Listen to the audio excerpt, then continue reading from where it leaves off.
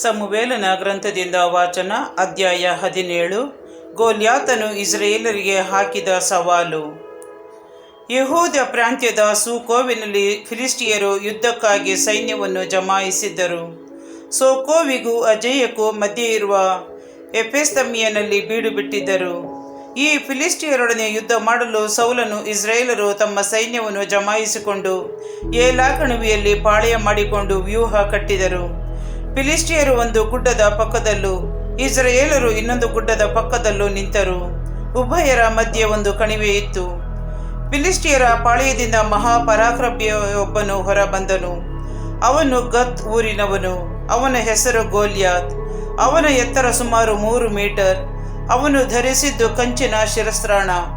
ಅದೇ ಲೋಹದ ಬಿಲ್ಲೆಗಳಿಂದ ಪರೆಪರೆಯಾಗಿ ಜೋಡಿಸಲಾಗಿದ್ದ ಅವನ ಕವಚ ಸುಮಾರು 57 ಕಿಲೋಗ್ರಾಮಿನಷ್ಟು ತೂಕವಾಗಿತ್ತು. ಅವನ ಪಾದರಕ್ಷೆಗಳು ಹಾಗೂ ಹೆಗಲ ಮೇಲಿನ ಈಟಿ ಕಂಚಿನದಾಗಿದ್ದವು. ಅವನ ಬರ್ಜಿಯ ಕೋಲು ನೇಯ್ಗೆಗಾರರ ಕುಂಟೆಯಷ್ಟು ಗಾತ್ರವಾಗಿತ್ತು. ಅದರ ಅಲಗು 7 ಕಿಲೋಗ್ರಾಮಿನಷ್ಟು ಭಾರವಾಗಿತ್ತು. ಅವನ ಗುರಾಣಿಯನ್ನು ಹೊರುವವನು ಅವನ ಮುಂದೆ ಮುಂದೆ ಹೋಗುತ್ತಿದ್ದನು.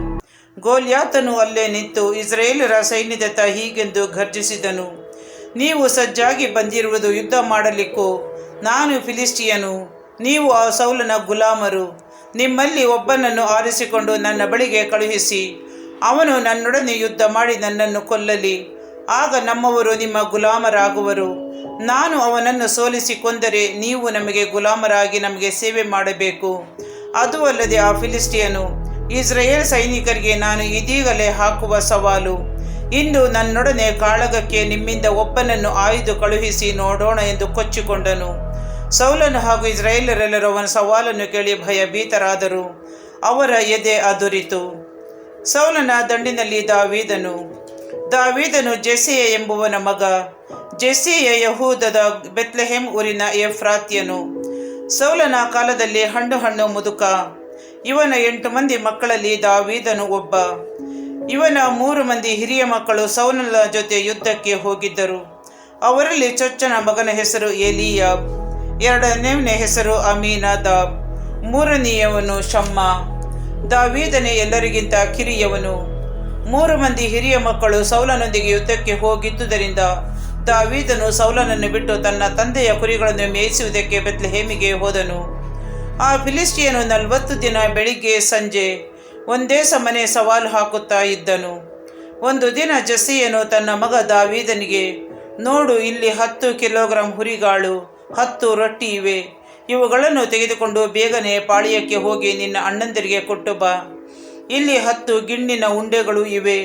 ಇವುಗಳನ್ನು ಅವರ ಸಹಸ್ರಾಧಿಪತಿಗೆ ಕೊಡು. ಬರುವಾಗ ನಿನ್ನ ಅಣ್ಣಂದಿರ ಕ್ಷೇಮ ಸಮಾಚಾರವನ್ನು ವಿಚಾರಿಸಿಕೊಂಡು ಅವರಿಂದ ಒಂದು ಗುರುತನ್ನು ತೆಗೆದುಕೊಂಡು ಬಾ.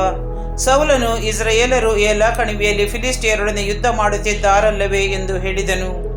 ದಾವೀದನು ಮರುದಿನ ಬೆಳಗ್ಗೆ ಎದ್ದು ಕುರಿಗಾಹಿಗೆ ಕುರಿಗಳನ್ನು ಒಪ್ಪಿಸಿ ತನ್ನ ತಂದೆ ಜೆಸ್ಸೆಯನು ಹೇಳಿದವುಗಳನ್ನು ತೆಗೆದುಕೊಂಡು ಪಾಳೆಯದ ಬಂಡಿಗಳು ನಿಂತಿದ್ದ ಸ್ಥಳಕ್ಕೆ ಬಂದನು. ಸೈನ್ಯಗಳು ಯುದ್ಧ ಘೋಷಣೆಗಳನ್ನು ಹಾಕುವ ಸಮಯ ಅದು. ಇಸ್ರಾಯೇಲರು ಫಿಲಿಸ್ಟಿಯರು ಎದುರು ಬದರಾಗಿ ವ್ಯೂಹ ಕಟ್ಟುತ್ತಿದ್ದರು. ಅಷ್ಟರಲ್ಲಿ ದಾವೀದನು ತಾನು ತಂದವುಗಳನ್ನು, ಆಹಾರ ಪದಾರ್ಥಗಳನ್ನು ಕಾಯುವವನ ಬಳಿಯಲ್ಲಿಟ್ಟು ರಣರಂಗಕ್ಕೆ ಓಡಿದನು. ತನ್ನ ಸಹೋದರರ ಯೋಗಕ್ಷೇಮ ವಿಚಾರಿಸಿದನು. ಅವರೊಡನೆ ಮಾತನಾಡುತ್ತಿರುವಾಗಲೇ ಗತ್ ಊರಿನ ರಣವೀರನಾದ ಗೋಲ್ಯಾತನೆಂಬ ಆ ಫಿಲಿಸ್ಟಿಯನು ತನ್ನ ಸೈನ್ಯದಿಂದ ಹೊರಗೆ ಬಂದನು. ಎಂದಿನಂತೆ ಯುದ್ಧ ಸವಾಲನ್ನು ಘೋಷಿಸಿದನು. ದಾವೀದನು ಅವನ ಮಾತುಗಳನ್ನು ಕೇಳಿದನು. ಇಸ್ರಾಯೇಲರು ಅವನನ್ನು ನೋಡಿ ಭಯಭೀತಿಯಿಂದ ಓಡತೊಡಗಿದರು. ನೋಡಿದಿರು, ಇಸ್ರಾಯೇಲರಾದ ನಮ್ಮನ್ನು ತೃಣೀಕರಿಸಲು ಬಂದಿರುವ ಈ ವ್ಯಕ್ತಿಯನ್ನು. ಇವನನ್ನು ಕೊಲ್ಲುವವನಿಗೆ ಅರಸ ಅಪಾರ ದ್ರವ್ಯ ಕೊಡುವರು. ತಮ್ಮ ಮಗಳನ್ನೇ ಕೊಟ್ಟು ಮದುವೆ ಮಾಡುವರು. ಅಲ್ಲದೆ ಅಂಥವನ ಕುಟುಂಬಕ್ಕೆ ಎಲ್ಲ ತೆರಿಗೆ ಕಂದಾಯದಿಂದ ವಿನಾಯಿತಿ ದೊರಕುವುದು ಎಂದು ಮಾತನಾಡಿಕೊಳ್ಳುತ್ತಿದ್ದರು. ಆಗ ದಾವೀದನು ತನ್ನ ಬಳಿಯಲ್ಲೇ ನಿಂತಿದ್ದವರನ್ನು ನೋಡಿ, ಜೀವ ಸ್ವರೂಪರಾದ ದೇವರ ಸೈನ್ಯವನ್ನು ಹೀಗೆ ಹೀಯಾಳಿಸುವ ಸುನ್ನತಿ ಇಲ್ಲದ ಈ ಫಿಲಿಸ್ಟಿಯನು ಎಷ್ಟರವನು? ಇವನನ್ನು ಕೊಂದು ಇಸ್ರಾಯೇಲರಿಗೆ ಬಂದಿರುವ ನಿಂದೆ ಅವಮಾನವನ್ನು ನೀಗಿಸುವವನಿಗೆ ಏನು ಸಿಕ್ಕುವುದೆಂದು ಹೇಳಿದಿರಿ ಎಂದು ಕೇಳಿದನು. ಅವರು ಮುಂದಿನಂತೆಯೇ ಇಂತಿಂಥದ್ದು ದೊರಕುವುದೆಂದು ಉತ್ತರ ಕೊಟ್ಟರು. ದಾವೀದನು ಜನರ ಸಂಗಡ ಹೀಗೆ ಮಾತನಾಡುವುದನ್ನು ಅವನ ಹಿರಿಯಣ್ಣ ಎಲೀಯಾಬನು ಕೇಳಿದನು. ದಾವೀದನ ಮೇಲೆ ಅವನು ಸಿಟ್ಟುಕೊಂಡು, ನೀನು ಇಲ್ಲಿಗೆ ಬಂದುದೇಕೆ? ಅಡವಿಯಲ್ಲಿರುವ 4-6 ಕುರಿಗಳನ್ನು ಯಾರಿಗೊಪ್ಪಿಸಿ ಬಂದೆ? ನಿನ್ನ ಸೊಕ್ಕು ತುಂಟತನ ನನಗೆ ಗೊತ್ತಿದೆ. ನಿನಗೆ ಕದನ ಕುಚೇಷ್ಟೆ ನೋಡ ಬಂದಿರುವೆಯಷ್ಟೇ ಎಂದು ಗದರಿಸಿದನು. ದಾವೀದನು ಜನರ ಸಂಗಡ ಹೀಗೆ ಮಾತನಾಡುವುದನ್ನು ಅವನ ಹಿರಿಯ ಅಣ್ಣ ಎಲೀಯಾಬನು ಕೇಳಿದನು. ದಾವೀದನ ಮೇಲೆ ಅವನು ಸಿಟ್ಟುಗೊಂಡು, ನೀನು ಇಲ್ಲಿಗೆ ಬಂದುದೇಕೆ? ಅಡವಿಯಲ್ಲಿರುವ 4 ಕುರಿಗಳನ್ನು ಯಾರಿಗೊಪ್ಪಿಸಿ ಬಂದೆ? ನಿನ್ನ ಸೊಕ್ಕು ತುಂಟುತನ ನನಗೆ ಗೊತ್ತಿದೆ. ನೀನು ಕದನ ಕುಚೇಷ್ಟೆ ನೋಡ ಬಂದಿರುವೆಯಷ್ಟೇ ಎಂದು ಗದರಿಸಿದನು. ದಾವೀದನು, ನಾನೇನು ತಪ್ಪು ಮಾಡಿದೆ?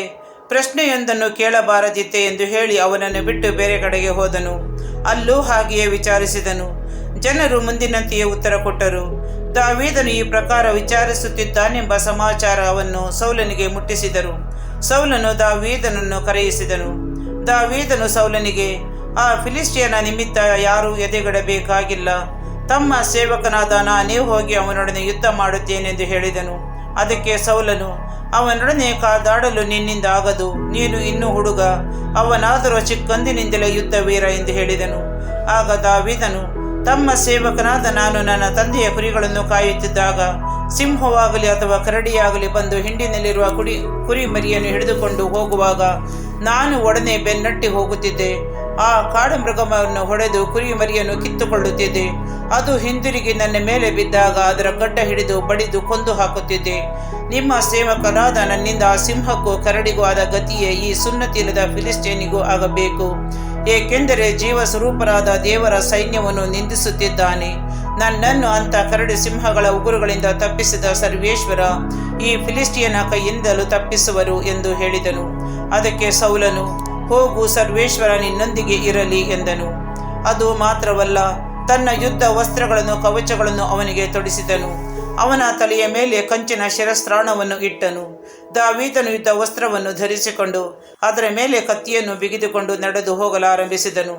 ರೂಢಿಯಿಲ್ಲದ ಕಾರಣ ಅವನು ಸೌಲನಿಗೆ, ನನಗೆ ಅಭ್ಯಾಸವಿಲ್ಲ, ಇವುಗಳನ್ನು ಧರಿಸಿಕೊಂಡು ನಡೆಯಲಾರೆ ಎಂದು ಹೇಳಿ ಅವುಗಳನ್ನು ತೆಗೆದಿಟ್ಟನು. ಕುರಿ ಕಾಯುವ ತನ್ನ ಕೋಲನ್ನೇ ತೆಗೆದುಕೊಂಡು ಹೊರಟನು. ಒಂದು ಹಳ್ಳಕ್ಕೆ ಹೋಗಿ 5 ನುಣುಪು ಕಲ್ಲುಗಳನ್ನು ಆರಿಸಿಕೊಂಡನು. ಕುರುಬರ ಪದ್ಧತಿಯಂತೆ ಅವುಗಳನ್ನು ತನ್ನ ಸೊಂಟ ಚೀಲದಲ್ಲಿ ಹಾಕಿಕೊಂಡನು. ಕೈಯಲ್ಲಿ ಕವಣಿಯನ್ನು ಹಿಡಿದು ಆ ಫಿಲಿಸ್ಟಿಯನನ್ನು ಎದುರಿಸಲು ಹೋದನು. ದಾವೀದ ಗೋಲ್ಯಾತರ ದ್ವಂದ್ವ ಯುದ್ಧ. ಇತ್ತ ಫಿಲಿಸ್ಟಿಯನು ದಾವೀದನ ಕಡೆ ಧಾವಿಸಿ ಬಂದನು. ಗುರಾಣಿ ಹೊರುವವನು ಅವನ ಮುಂದೆ ಇದ್ದನು. ಫಿಲಿಸ್ಟಿಯನು ದಾವೀದನನ್ನು ಸಮೀಪಿಸಿ ನೋಡಿದನು. ಕೆಂಬಣ್ಣದವನು ಸುಂದರನು ಆದ ಆ ಯುವಕನನ್ನು ದಿಟ್ಟಿಸಿ ತಾತ್ಸಾರದಿಂದ, ನೀನು ಕೋಲು ಹಿಡಿದು ನನ್ನ ಬಳಿಗೆ ಬರಲು ನಾನು ನಾಯಿ ಎಂದು ತಿಳಿದುಕೊಂಡೆಯಾ ಎಂದು ಹೇಳಿ ಅವನನ್ನು ತನ್ನ ದೇವರ ಹೆಸರಿನಲ್ಲಿ ಶಪಿಸಿದನು. ಇಲ್ಲಿ ಬಾ, ನಿನ್ನ ಮಾಂಸವನ್ನು ಆಕಾಶದ ಪಕ್ಷಿಗಳಿಗೆ ಕಾಡಿನ ಮೃಗಗಳಿಗೆ ಹಂಚಿಕೊಡುತ್ತೇನೆ ಎಂದನು. ಅದಕ್ಕೆ ದಾವೀದನು, ನೀನು ಈಟಿ ಕತ್ತಿ ಬರ್ಜಿಗಳೊಡನೆ ನನ್ನ ಬಳಿಗೆ ಬರುತ್ತಿರುವೆ. ನೀನು ಹೀಯಾಳಿಸುವ ಸೇನಾಧೀಶ್ವರರು ಹಾಗೂ ಇಸ್ರಾಯೇಲ್ ಯೋಧರ ದೇವರು ಆದಂಥ ಸರ್ವೇಶ್ವರನ ನಾಮದೊಡನೆ ನಾನು ನಿನ್ನ ಬಳಿಗೆ ಬರುತ್ತಿದ್ದೇನೆ. ಅವರು ಈ ದಿನ ನಿನ್ನನ್ನು ನನ್ನ ಕೈಗೆ ಒಪ್ಪಿಸಿಕೊಡುವರು. ನಾನು ನಿನ್ನನ್ನು ಕೊಂದು ನಿನ್ನ ತಲೆಯನ್ನು ಕಡಿದು ಫಿಲಿಸ್ಟಿಯ ಸೈನ್ಯದ ಶವಗಳನ್ನು ಆಕಾಶದ ಪಕ್ಷಿಗಳಿಗೂ ವನ್ಯ ಮೃಗಗಳಿಗೂ ಹಂಚಿಕೊಡುವೆನು. ಇದರಿಂದ ಇಸ್ರಾಯೇಲರ ಸಂಗಡ ದೇವರಿದ್ದಾರೆಂಬುದು ಜಗತ್ತಿಗೆಲ್ಲ ತಿಳಿದು ಬರುವುದು. ಈಟಿ ಕತ್ತಿಗಳಲ್ಲದೆ ಸರ್ವೇಶ್ವರ ರಕ್ಷಿಸಬಲ್ಲವನೆಂಬುದು ಇಲ್ಲಿ ಕೂಡಿರುವವರೆಲ್ಲರಿಗೆ ಗೊತ್ತಾಗುವುದು.